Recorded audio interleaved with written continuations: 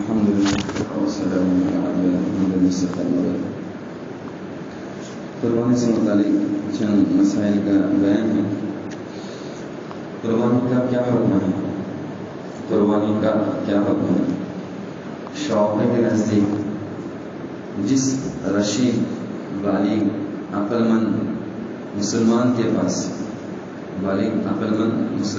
پاس 10 ذوالحجہ سے 13 ذوالحجہ تک اپنے ضروریات سے زائد اتنا مال ہو کہ قربانی کر سکتا ہوں تو اس وقت قربانی کرنا سنت موقدہ ہے۔ خواہ حج میں ہو، مقیم ہو، مسافر ہو، شہری ہو، دیہاتی ہو، کوئی بھی شخص ہو، ہر حال میں اگر اس کے پاس کھانے پینے کا خرچہ 4 دن تک یعنی عید کا دن اور عید کے بعد 3 دن تک اگر اس کے پاس موجود ہے تو اس کے حق میں قربانی کرنا یہ سنت موقدہ ہے۔ اور حنفی کے نزدیک اگر مقیم ہے، مالدار ہے، مسلمان تو اس کے لیے قربانی کرنا واجب ہے۔ مالدار مقیم مسلمان پر ان کے یہاں قربانی کرنا واجب ہے۔ اگر ایک شخص پر متعدد افراد کا نفقہ واجب ہو، مثلا بیوی بچے وغیرہ، تو ان پر قربانی کرنا سنت کفایہ ہے، یعنی ان میں سے کوئی ایک انجام دے تو بقیہ سے اس کا مطالبہ ثابت ہوگا۔ یعنی بیوی بچے اور والدین ہیں، متعدد گھر کے لوگ ہیں، تو ان میں سے کوئی ایک بھی اگر قربانی دیتا ہے تو ایسی صورت میں اس کی طرف سے قربانی ایک سنت ہو جائیں گے، ادا ہو جائیں گے۔ لیکن اپنے یہاں متعدد وراٹ رہتے، ہر وراٹ کے اندر سمجھ لیجیے کہ ایک بھائی ہے، اس کی 20 بچے ہیں، تو ایک بھائی اگر کرتا ہے اپنے 20 بچے کی طرف سے، پھر دوسرا جو بھائی ہے اس کی 20 بچے، ان کی طرف سے سنت ادا نہیں ہوگی، ان کے لیے الگ سے کرنا پڑے گا۔ ہر ایک کی ذمہ جو ہے اس کی 20 بچے، اور اس کے سمجھے کہ والدین اگر تندرست ہے، تو والدین اگر تندرست ہے، غریب ہے، کما نہیں سکتے، تو وہ گویا کہ اس شخص کی قربانی کے اندر سمجھ لیجیے کہ داخل ہو سکتے ہیں۔ لیکن والدین میں اگر خود مالدار ہے، والدین خود سمجھ لیجیے کہ کفیل ہے، وہ دوسرے کو محتاج نہیں ہے، تو پھر والدین کے لیے الگ سے کرنا، قربانی کرنا کیا ہے، یہ سنت ہے۔ اور ایک شخص ہے، اس کی 20 بچے، ان میں سے کسی ایک کی طرف سے بھی اگر وہ قربانی کرتا ہے تو سنت کفایہ کے اعتبار سے سب کی طرف سے یہ ادا ہو جائیں گی۔ چونکہ قربانی کے وجوب میں اختلاف ہے، اس لیے جس کے حق میں یہ سنت ہو اس سے ترک کرنا مکروہ ہے۔ قربانی کے وجوب میں اختلاف ہے، لیکن حنفی کے نزدیک ہے قربانی واجب ہے، مالدار پر مقیم پر نہیں کریں گے تو گنہگار ہوں گے۔ اسی لیے ان کے اختلاف سے بچتے ہوئے شافعی کے نزدیک میں جو حضرات قربانی کر سکتے ہیں ان کے لیے قربانی چھوڑنا مکروہ ہے۔ اس لیے نفلی صدقے کے مقابلے میں قربانی کرنا افضل ہے۔ یہ ان 4 دنوں میں سمجھ لیجیے کہ ایک شخص بہت پیسے تقسیم کر رہا ہے، ایک آدمی قربانی کر رہا ہے، تو قربانی کرنے والے کا عمل پیسے تقسیم کرنے والے کے مقابلے میں افضل ہے، بہتر ہے۔ قربانی سے متعلق کچھ اور باتیں، افسون کا فرمان ہے، جب تم ذی الحجہ کا چاند دیکھو اور کسی کا قربانی کا ارادہ ہو تو قربانی کرنے تک اپنے بال و ناخن نہ تراشے۔ جس کا ارادہ ہے وہ بال اور ناخن نہ تراشے، جس کا ارادہ نہیں ہے تو اس کے لیے تراشنے میں حرج نہیں ہے۔ ہاں، ایک آدمی تھا جس کا شروع میں ارادہ نہیں تھا، اس نے بال کاٹے، ناخن کاٹے، پھر اچانک اس کا کیا ہو گیا، ارادہ بن گیا کہ مجھ کو قربانی کرنا ہے، اس کی طرف سے قربانی ادا ہو جائیں گے۔ بس ایک سنت اس کی چھڑ گئی، ناخن اور بال کی اس کی سنت چھڑ گئی، اور اس کی طرف سے قربانی کیا ہو جائیں گی، صحیح ہو جائیں گی۔ نمبر 2 ہے، جو مرد بذات خود صحیح طریقے سے ذبح کرنے پر قادر ہو اسے خود ذبح کرنا سنت ہے۔ جو مرد جانور کو صحیح طور پر ذبح کر سکتے ہیں وہ خود کیا کرے، قربانی کا جانور خود ذبح کرے۔ عورتیں ہیں، بچے ہیں، تو وہ سمجھو کہ دوسروں کو وکیل بنانا ان کے لیے افضل ہے، عورتوں کے لیے وکیل بنانا افضل ہے۔ جو دوسرے کو ذبح کے لیے وکیل بنائے اسے ذبح کے وقت وہاں حاضر ہونا سنت ہے، کیونکہ آپ صلی اللہ علیہ وسلم حضرت فاطمہ رضی اللہ عنہا کو اس کا حکم دیا تھا، حاکم صحیح کہ اللہ کے رسول فاطمہ سے کہا کہ قربانی کا جو جانور ذبح ہو رہا ہے اس کی خون کو دیکھو، تو جو خود ذبح نہیں کر سکتے ان کے لیے وہاں پر حاضر ہونا یہ سنت ہے۔ قربانی کے جانور جن پر قربانی ہوتی ہے جو جیسے اونٹ ہے، بیل، بھینس، اسی طرح مینڈا، بکرا، بکری، ان کی طرف سے قربانی یہ صحیح ہے۔ اونٹ ہے، اسی طرح بیل، بھینس ہے، اس میں 7 لوگ شریک ہو جاتے اور مینڈا، بکرا، بکری، اس میں صرف ایک ہی کی طرف سے کیا ہو جائیں گی؟ قربانی ہو جائیں گی۔ قربانی کے جانور کی شرائط: مینڈا 1 سال کا ہو چکا ہو یا 1 سال سے پہلے اس کے دانت گر گئے ہو، دودھ کے دانت گر گئے، اصلی دانت آ گئے ہو، تو یہ مینڈا کے لیے 1 سال یا اس سے کم بھی چل جاتا ہے۔ اور بکری ہے تو شافعی کے نزدیک اس کے لیے 2 سال ضروری ہے۔ بکرا اور بکری اس کے لیے شافعی کے نزدیک 2 سال ضروری ہے، اور حنفی کے نزدیک 1 سال بھی کیا ہو جاتا ہے؟ چل جاتا ہے۔ البتہ ابھی شافعی کے یہاں سیمینار ہوا تھا، اس میں یہ بات یہ ہوئی کہ اگر 2 سال کا بکرا تلاش کرنے کے بعد بھی نہیں ملتا، 2 سال کا بکرا تلاش کرنے کے بعد بھی نہیں ملتا، تو 2 سال سے کچھ کم بھی ہے تو چل جائے گا۔ جیسے حناف کے نزدیک 1 سال کا ہے تو پھر شافعی کے نزدیک میں کیا ہو جائے گا؟ چل جائے گا، لیکن پہلے کیا کرنا پڑے گا؟ 2 سال کا تلاش کرنا پڑے گا۔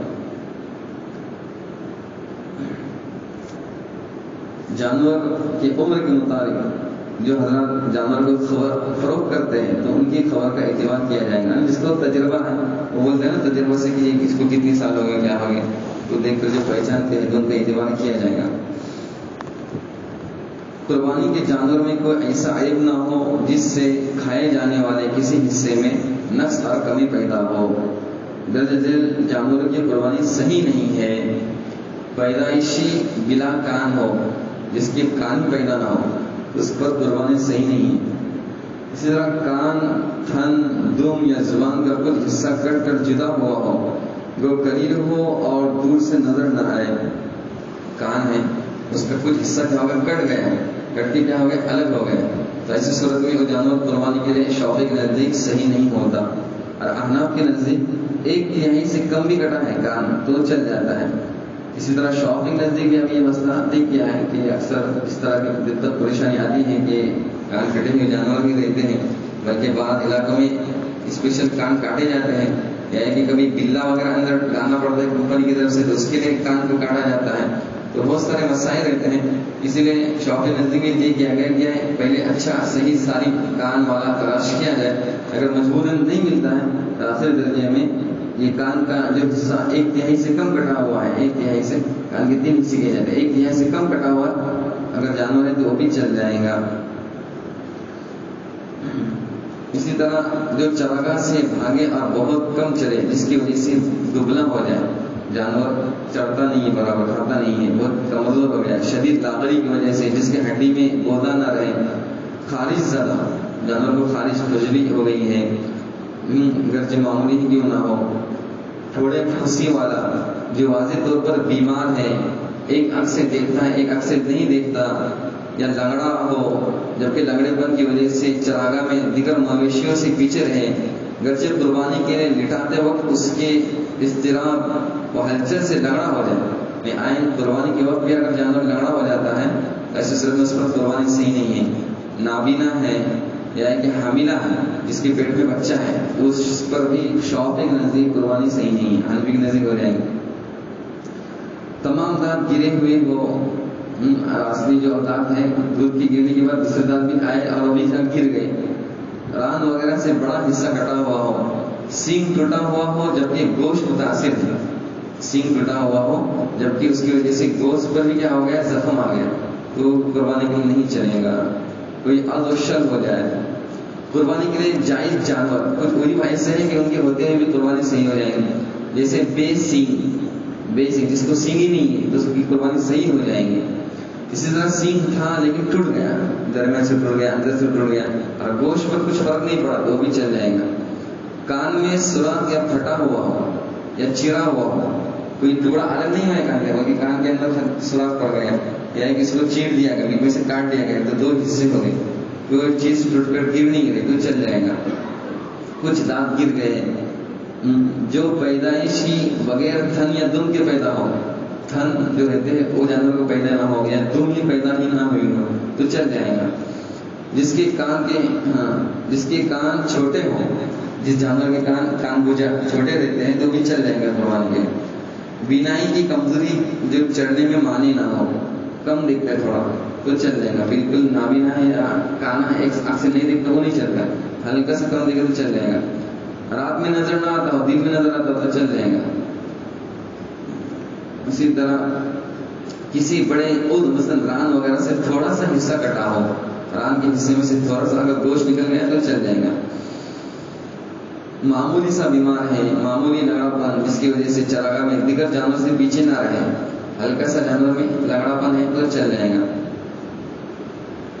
ذکر عضو تناسل کٹا ہوا ہو تو چل جاتا ہے، خصی کیا ہوا جس جانور کی خصی کی جاتی ہے وہ چل جاتا ہے.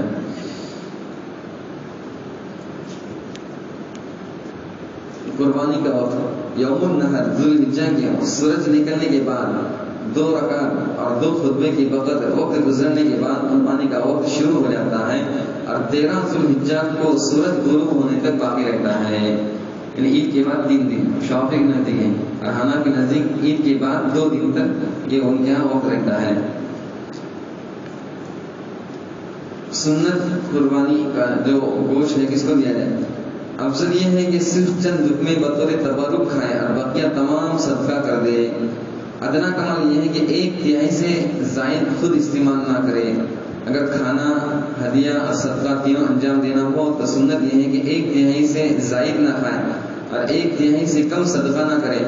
صرف کھانا اور صدقہ کرنا ہو تب بھی 1/3 سے زائد نہ کھائے. دونوں صورت میں جتنا زیادہ صدقہ کرے وہ بہتر ہے.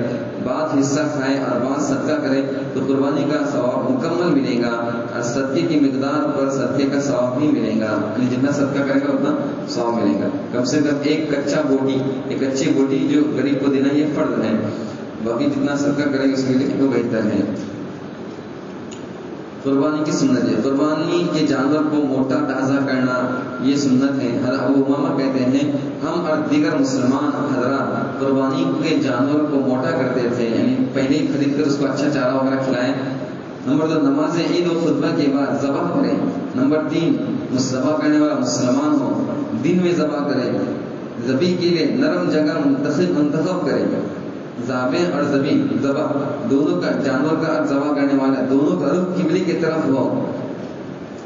قربانی صحیح میں حضرت انس کی مذکور روایت ہے کہ رسول صلی اللہ علیہ وسلم قربانی سے پہلے بسم اللہ اللہ اکبر پڑھا کرتے تھے.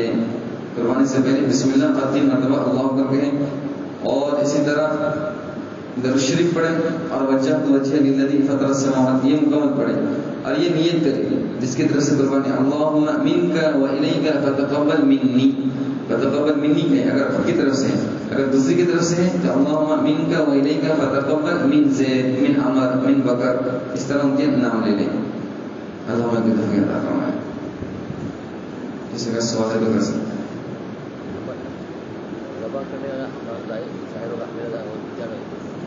ذبح کرنے کے بعد حمل ظاہر ہو گیا، حاملہ تھا تو وہ شوق کی سب سے قربانی صحیح نہ ہوئی. کسی حنفی کے ادھر نام لے لیتے ہیں، حنفی کی طرف سے ہاں تو کسی حنفی کی طرف سے کر دے وہ تو سب کا کر دے ہو گیا. شاپنگ میں ہو گیا.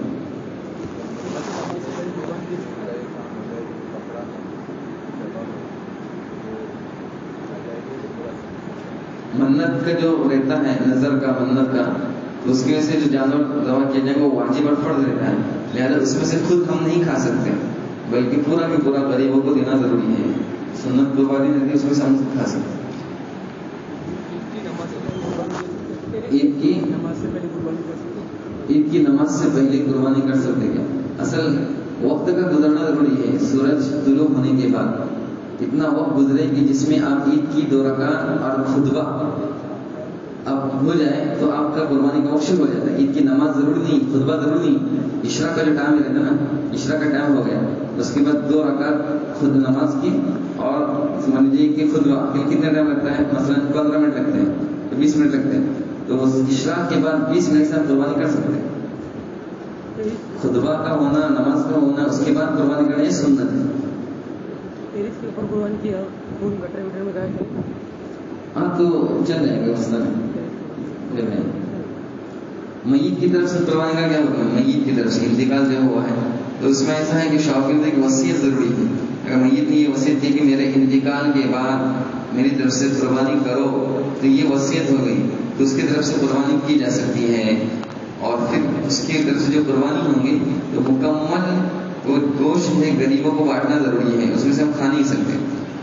اگر میت نے وصیت نہیں کی ہے تو اس کی طرف سے صدقہ کر سکتے ہیں، صدقے کا حصہ، صدقے کا جانور ذبح کر سکتے ہیں. اب صدقے کا ہے تو خود بھی کھا سکتے ہیں، دوسروں کو کھلا سکتے ہیں اور مالداروں کو بھی کھلا سکتے ہیں. صدقہ یہ عام ہے کہ سب کو کھلا سکتے ہیں. اور اگر قربانی ہوتی ہے میت کی طرف سے تو پھر ہم نہیں کھا سکتے ہیں. اور کبھی ایک میت ہے نا انتقال سے پہلے ایک تمنا ظاہر کرتا ہے کہ اپن کیا کریں گے، عید کے دن جانور ذبح کریں گے، عید کے دن اپن قربانی کریں گے، اس کی تمنا رہتی ہے. تو یہ وصیت نہیں ہے، یہ تمنا وصیت نہیں ہے. لہذا اب اس کا انتقال ہوتا ہے، اس نے یہ نہیں کہا ہے کہ میرے مرنے کے بعد تم کیا کرو، میری طرف سے قربانی کرو، تو اب یہ اس کی طرف سے قربانی صحیح نہیں ہوگی. حناف کے نزدیک میت کی طرف سے بھی قربانی صحیح ہے. حناف کے نزدیک رسول اللہ صلی اللہ علیہ وسلم کا بھی حصہ دیتے ہیں تو ان کی طرف سے بھی کیا ہے، قربانی صحیح ہے. شافعی کے نزدیک رسول اللہ صلی اللہ علیہ وسلم کی طرف سے قربانی صحیح نہیں ہے، کوئی صدقے کا حصہ دینا چاہے تو دے سکتا ہے.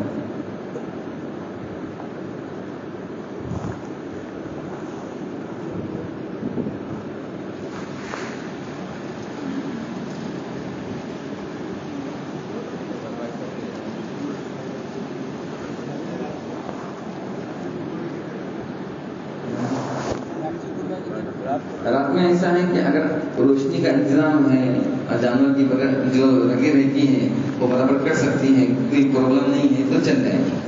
پہلے زمانے میں منع کرتے تھے کہ روشنی صحیح نہیں رہتی تھی، انتظام نہیں رہتا تھا، جانور صحیح کٹا کہ نہیں کٹا معلوم نہیں ہوتا تھا، اس لیے منع کرتے تھے. اگر اب انتظام ہے صحیح تو پھر ذبح کر سکتے ہیں.